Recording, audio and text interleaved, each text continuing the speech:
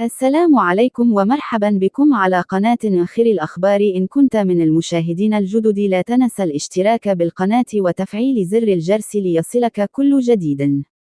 خبر اليوم. أول تعليق من ماكرون على صفعة زوجته. علق الرئيس الفرنسي إيمانويل ماكرون الاثنين على فيديو يظهره وهو يتلقى صفعة على وجهه من زوجته بريجيت عند وصولهما إلى فيتنام.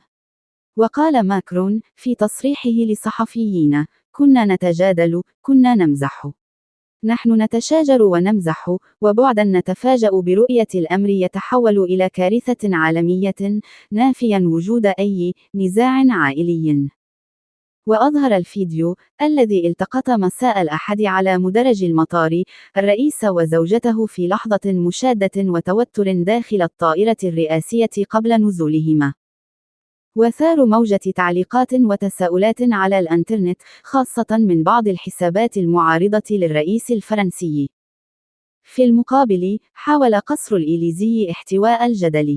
وأوضح مصدر مقرب من الرئيس أن الأمر لا يعد كونه لحظة عفوية بين الزوجين، مضيفا: كان يضحكان في لحظة استرخاء قبل بدء الجولة الرسمية، ولا وجود لأي خلاف حقيقي.